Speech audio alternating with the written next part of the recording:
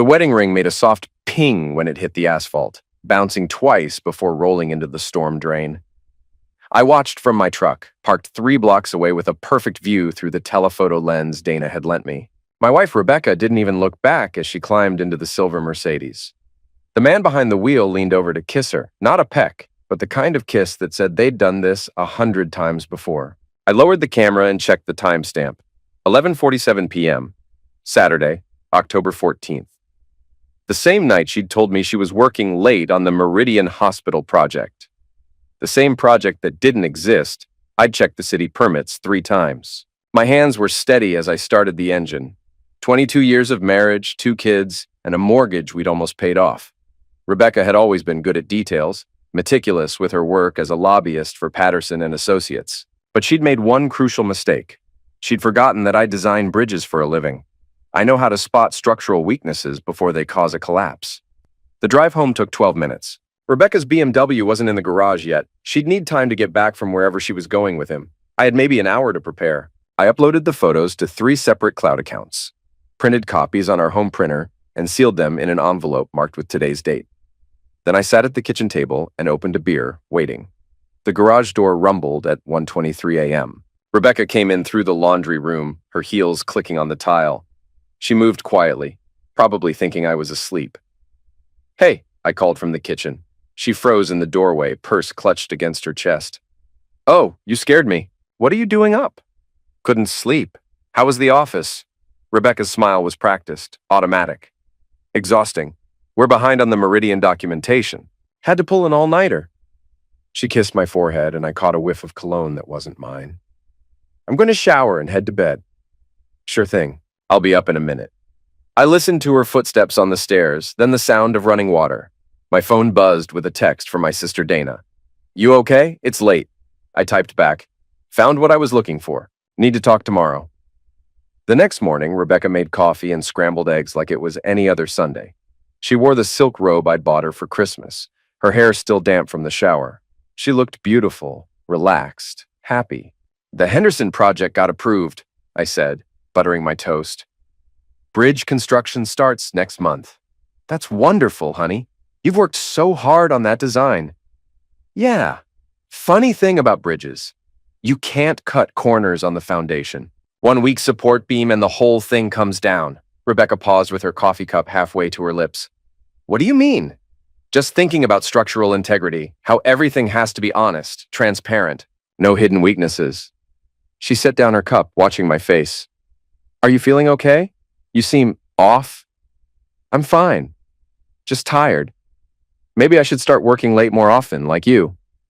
The words hung in the air between us. Rebecca's smile flickered, but she recovered quickly. "If you want, though I'd rather spend evenings together when we can." Our kids, Emma and Jake, thundered downstairs demanding pancakes. I made them while Rebecca read the newspaper, the picture of domestic normalcy. But I could feel her eyes on me, calculating. After breakfast, I called Dana. "Michael's Hardware, South Parking Lot, 20 minutes, she said without preamble.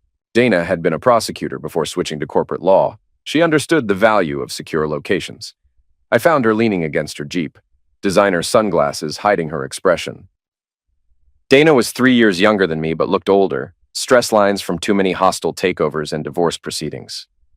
"Show me," she said. I handed her the envelope. She flipped through the photos methodically, her face revealing nothing. "When? Last night, I followed her from the office." "Do you know who he is?" "Richard Holloway, senior partner at Patterson and Associates. Married, 2 kids in private school. Lives in Willowbrook Estates." Dana whistled low. "You've been busy. How long do you think this has been going on?" "Best guess? 6 months, maybe longer. She started working late in April, right after the firm landed the biotech contract." "The Gentech Industries deal?" Dana's eyebrows rose above her sunglasses. "But that's a $300 million project." Rebecca was lead lobbyist. Lots of evening meetings, weekend conferences, out-of-state trips. "Where do you want to take this, Tom?"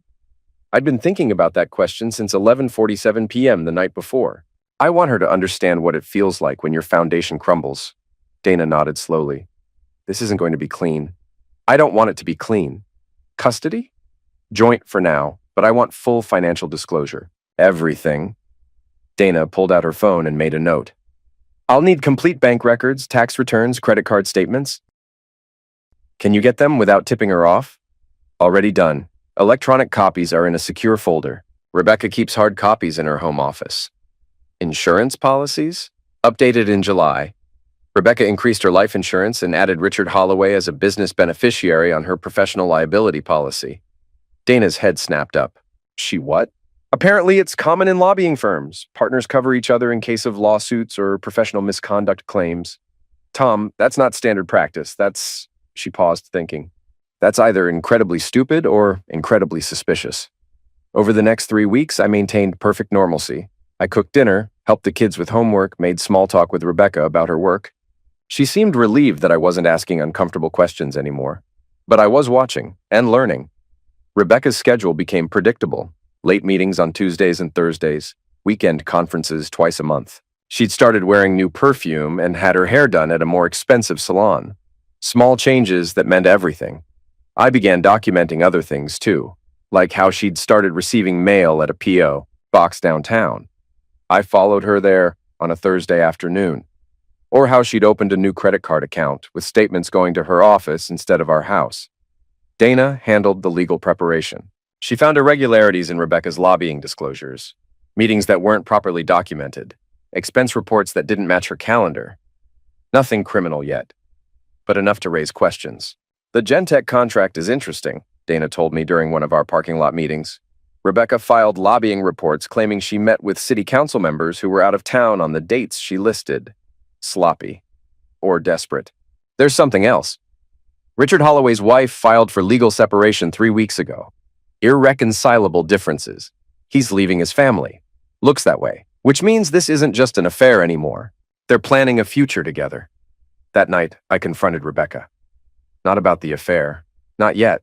About the P.O. box. I was at the post office today and saw you coming out of the box rental section, I said over dinner. Since when do we have a P.O. box? Rebecca's fork paused halfway to her mouth. It's for work. Some clients prefer private mail delivery. Which clients? It's confidential, Tom. Attorney-client privilege. You're not an attorney. You know what I mean? Professional discretion. Jake, our 12-year-old, looked up from his spaghetti. What's attorney-client privilege? It means lawyers can't tell secrets about their clients, Emma explained, with the authority of a 14-year-old, like doctor-patient confidentiality. But Mom's not a lawyer, Jake said, confused. Rebecca's cheeks flushed. I work with lawyers, same principle. I let it go, but filed the reaction away. Rebecca was getting nervous, making mistakes. The breaking point came in November. I was reviewing city permit applications for the Henderson Bridge when I found something impossible.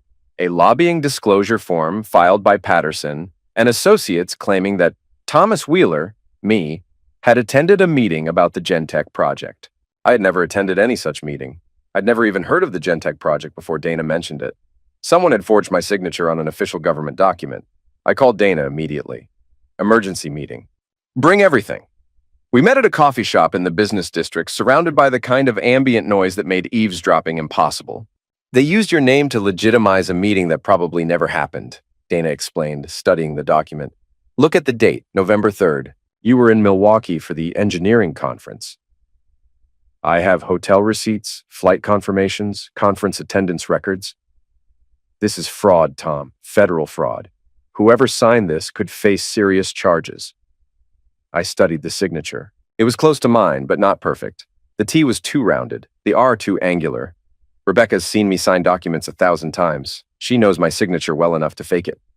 We need to be careful. If we move too fast, she'll destroy evidence. But if we wait too long, there might be other forged documents. What do you recommend? Dana was quiet for a long moment, stirring her coffee. We set a trap. Something that forces her to make a choice between protecting herself and protecting Richard. How? We make her think you're suspicious about the wrong thing. Give her a chance to throw him under the bus. That evening, I came home with flowers and Rebecca's favorite wine. She was in the kitchen making dinner, her phone propped against the backsplash while she watched cooking videos. What's the occasion? She asked, accepting the flowers with a smile that looked almost genuine. No occasion, just felt like being romantic. We ate dinner by candlelight. I complimented her dress, asked about her day, made her laugh with stories from the construction site. For a moment, it felt like old times. Then I poured more wine and leaned back in my chair.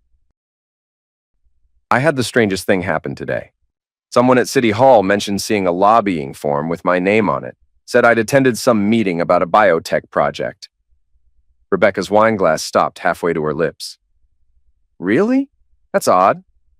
I told them there must be some mistake. I've never been to a lobbying meeting in my life. Probably just paperwork confusion. You know how bureaucrats are. Yeah, that's what I figured. Though I did check with the State Lobbying Commission.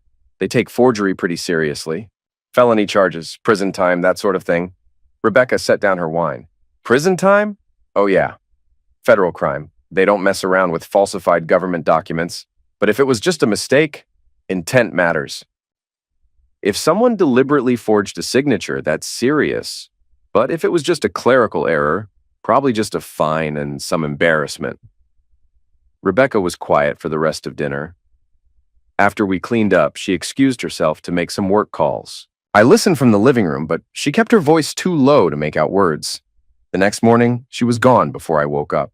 Her note said she had an early meeting, but when I called Patterson and Associates at 9 a.m., the receptionist told me Rebecca wasn't expected in until afternoon. I spent the morning at Dana's office, planning our next move. She's scared, Dana said, reviewing my notes from the dinner conversation. Scared people make bad decisions. Good. I want her off balance. There's something else. I had a private investigator friend check Richard Holloway's financial records. He's been moving money around, consolidating assets. Looks like he's preparing for a messy divorce. How much money? Including his stake in Patterson and Associates? About $4 million? That's a strong motive for Rebecca. If she's thinking about leaving me for him, she needs to make sure he doesn't lose everything in his divorce. Which might explain why she's willing to commit fraud. Help him secure contracts that will maintain his firm's value. My phone buzzed with a text from Rebecca. Working late again tonight. Don't wait up. It was barely noon. She's meeting with him, I told Dana. Probably planning damage control. Good. Let them plan. The more they scheme, the more evidence they create. I picked up the kids from school that afternoon and took them for ice cream. Emma complained about her algebra teacher, while Jake described an elaborate Lego creation he was building. Normal kid problems, normal conversations. I wanted to preserve that normalcy as long as possible. At 7 p.m., I called Rebecca. She answered on the fourth ring, background noise suggesting she was in a restaurant. Hey, she said, her voice slightly breathless. What's up? Just checking in. The kids finished their homework and they're watching a movie. When do you think you'll be home? Late. This Gentech thing is getting complicated. Legal issues. Anything I can help with? I know some good lawyers. There was a pause. No, we've got it handled.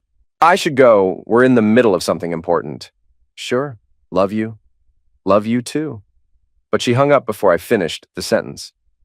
At 11:15 p.m., I was waiting in my truck outside Richard Holloway's house in Willowbrook Estates. The silver Mercedes was in the driveway next to a black BMW, Rebecca's car. I didn't need to see more. I drove home and went to bed, setting my alarm for 5:30 a.m.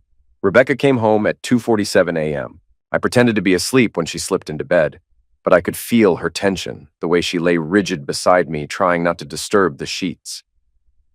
The next morning, she was up before my alarm, showering and dressing quickly. Early meeting? I asked from bed. Crisis management? The Gentech contract hit some snags? Legal snags? Rebecca paused at the bedroom door. Why do you ask? Just wondering if it's related to that signature issue, the one with my name on it. No, different problem. I really need to go. She kissed my forehead and left. I waited until I heard the garage door close, then called Dana. It's time, I said. Dana had spent 2 weeks preparing. She'd documented every irregularity in Rebecca's lobbying reports, traced the forged signature to its source, and established a timeline that showed a pattern of misconduct. But she'd also done something else. She'd quietly contacted the State Lobbying Commission and the Federal Prosecutor's Office. Not to file charges, not yet, but to make them aware that potential violations might come to their attention soon. The key is documentation, Dana explained as we sat in her office that afternoon. We need Rebecca to admit what she's done, preferably in writing or on recording. How do we make that happen? We give her a choice: come clean and minimize the damage, or let everything collapse around her. Dana had prepared a folder containing copies of all the forged documents. bank records showing unexplained deposits to Rebecca's accounts, and photographs from my surveillance. Everything was legally obtained, properly documented, and devastating. "You're going to confront her tonight," Dana said, "but not at home. Too many variables with the kids around. I've reserved a conference room at the Marriott downtown. Neutral territory, private, but public enough that she can't claim coercion. What if she doesn't show? She'll show, because the alternative is having this conversation in a courtroom." I called Rebecca at 4 p.m. "We need to talk." "Tonight? I'm busy. Marriott downtown, conference room 12B, 7 o'clock. Come alone." "Tom, what's this about?" "You know what it's about?" There was a long silence. "I'll be there." I arrived early and arranged the documents on the conference table. Dana was in the next room, recording everything through a wireless microphone clipped to my shirt.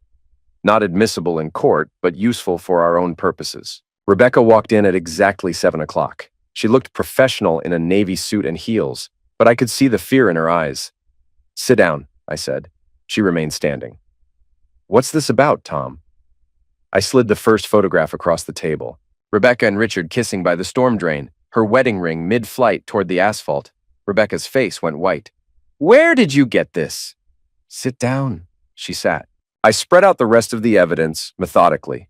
Bank records, forged documents, hotel receipts, credit card statements, a comprehensive portrait of deception. 6 months, I said.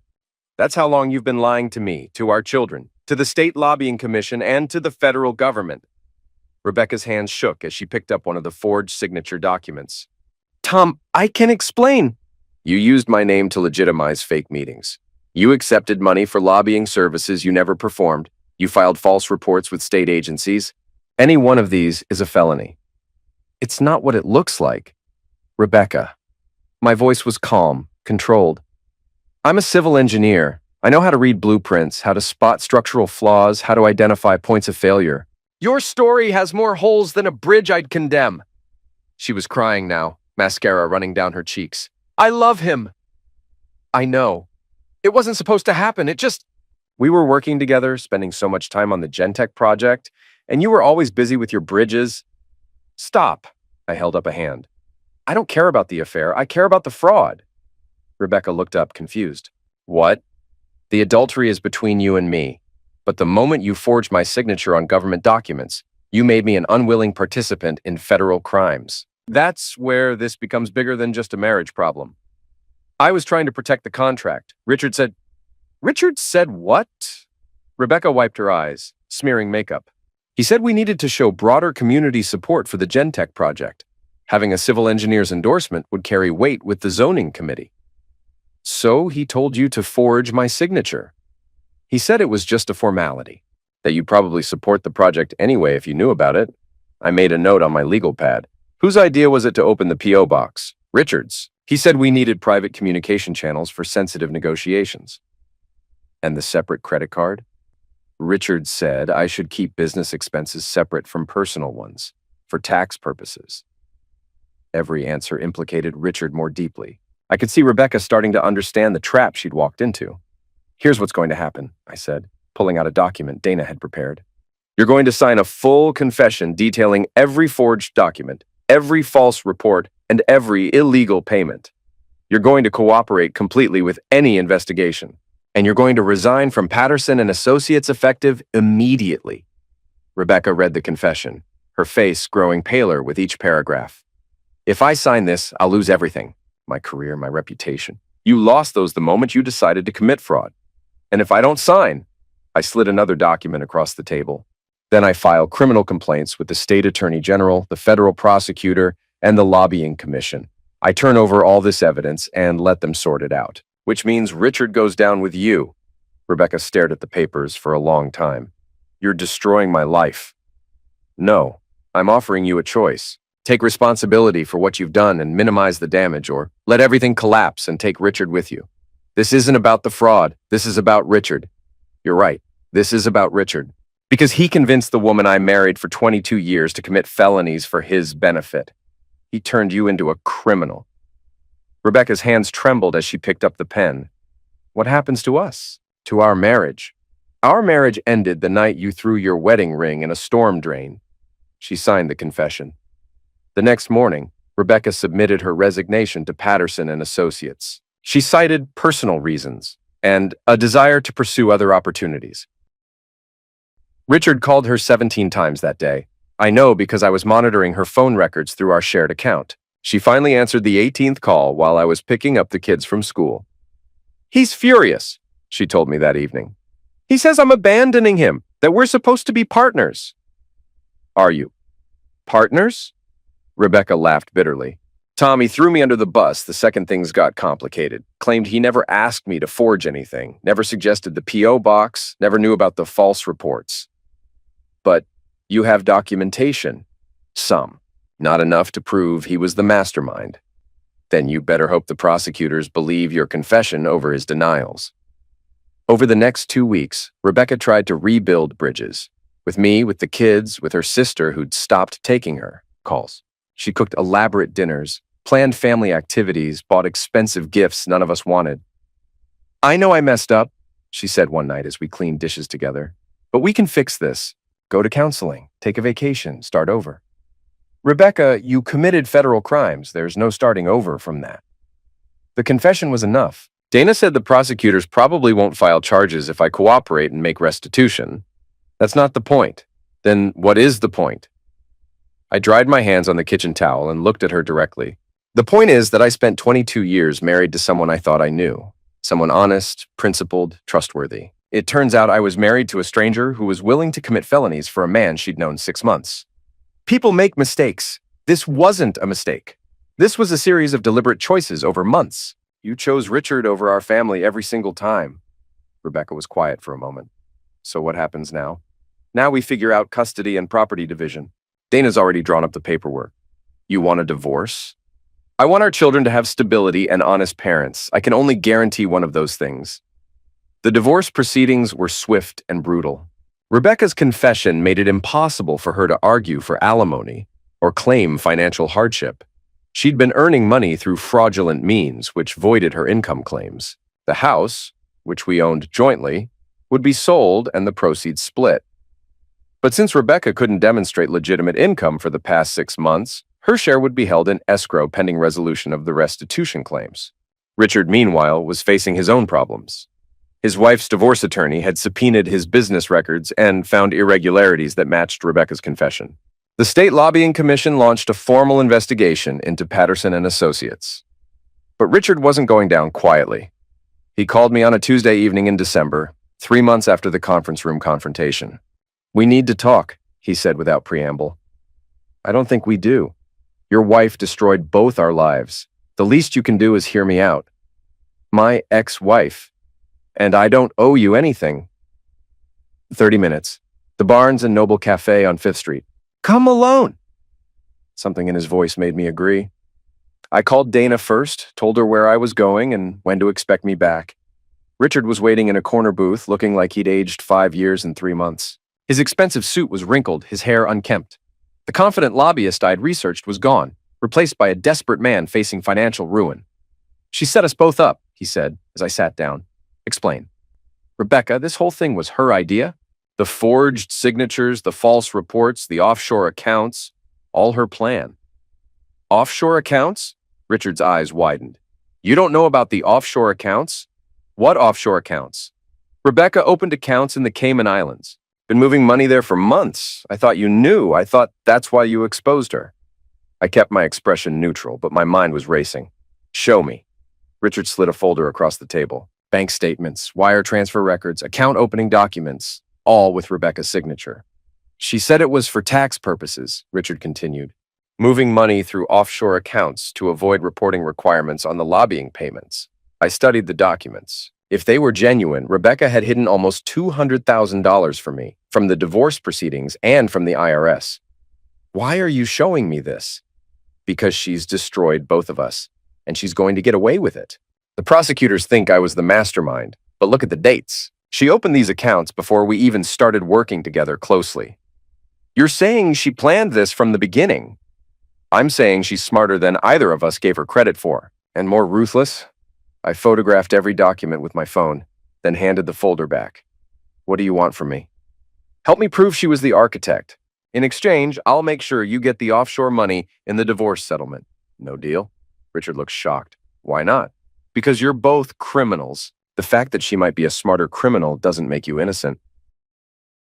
I left him at the cafe and drove straight to Dana's office. If these documents are real, Dana said after reviewing the photos, Rebecca committed tax evasion, money laundering, and perjury in addition to the fraud charges. Are they real? I'll need to verify them, but they look genuine. The question is whether we use this information or let Richard hang himself with it. What do you mean? If Richard goes to prosecutors with this evidence, he'll probably reduce his own sentence by exposing Rebecca as the mastermind. But that means Rebecca goes to prison and your kids lose their mother. And if we don't use it, Rebecca gets away with stealing $200,000 and Richard probably serves minimal time for fraud. I thought about Emma and Jake, about the impact of having a mother in federal prison, but I also thought about 22 years of marriage built on lies, about forged signatures and hidden accounts, and a woman who'd chosen greed over family. We use it, I said. The final confrontation happened in February in Dana's conference room. Rebecca had been summoned for additional divorce proceedings, supposedly to finalize the property division. She arrived wearing the same navy suit from our first confrontation, but she looked smaller now, diminished. Dana spread Richard's documents across the table methodically. Bank statements, wire transfers, account opening forms, the complete financial picture of Rebecca's deception. Rebecca's face went through a series of expressions: confusion, recognition, fear, and finally, cold calculation. "Where did you get these?" she asked quietly. "Your partner decided to save himself," I said. "Threw you under the bus just like you knew he would." "Richard gave you these?" "Complete financial records, dates, amounts, account numbers, plus his testimony that the offshore accounts were your idea." Rebecca picked up one of the bank statements, studying it carefully. "He's lying." "About what?" "The accounts were his idea. He said we needed to hide assets from his wife's divorce attorney." "Do you have proof of that?" Rebecca was quiet for a long moment. Then she opened her purse and pulled out a small digital recorder. "I recorded our conversations," she said. "All of them. From the very beginning." Dana and I exchanged glances. Why? Because I didn't trust him. Richard was already cheating on his wife with me. What made me think he wouldn't cheat on me with someone else? "So you have recordings of him instructing you to commit fraud?" "Hours of recordings, planning sessions, strategy meetings, arguments about money. Everything." I leaned back in my chair. After 6 months of revelation and betrayal, my ex-wife had managed to surprise me one more time. "What do you want, Rebecca?" "Immunity. Full immunity from prosecution in exchange for the recordings." "And in return?" "Richard goes to prison. I keep the offshore money as compensation for what he put me through. We split everything else 50-50 and I get joint custody of the kids." I looked at Dana, who was scribbling notes furiously. "Counteroffer," I said. "You turn over the recordings and cooperate fully with prosecutors. You serve whatever sentence they recommend. The offshore money goes into a trust for Emma and Jake's college education. You get supervised visitation until they're 18. That's not a negotiation, that's a surrender." "No, Rebecca. A surrender would be me walking away and letting you and Richard destroy each other in court while your children watch. This is me giving you a chance to do one honest thing for our family." Rebecca stared at the documents scattered across the table, the evidence of months of lies, manipulation, and greed. Finally, she reached into her purse again and pulled out a small silver device. "There are dozens of recordings on here," she said, setting the recorder on the table. "Richard planned everything. I was lonely and stupid, and I thought he loved me." "But you went along with it." "Yes, I went along with it." Dana picked up the recorder. "We'll need to authenticate these before they can be used as evidence." "They're real," Rebecca said. Every word.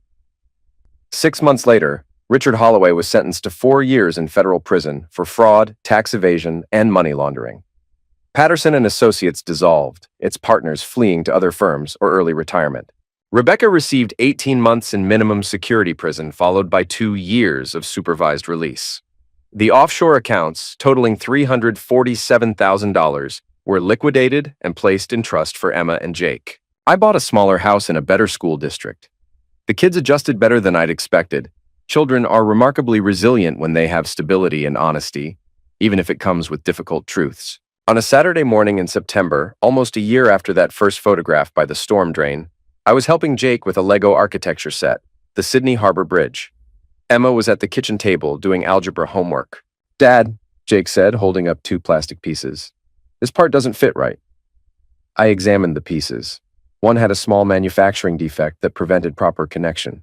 "Sometimes pieces look like they should go together, but they're actually incompatible," I told him. "The best thing to do is find pieces that are designed to work together." "What do I do with the broken piece?" "Set it aside. Maybe we'll find a use for it in a different project." Jake nodded and went back to building. Outside, it was starting to rain, a gentle autumn shower that would wash the streets clean and fill the storm drains. I thought about wedding rings and hidden accounts, about the difference between structural flaws and catastrophic failures. Some bridges collapse because of poor design. Others fall because someone cuts corners, uses substandard materials, or ignores safety protocols. But the best bridges are built on solid foundations with honest materials and careful engineering. They're designed to weather storms, support heavy loads, and last for generations. That's the kind of foundation I wanted to build for my children.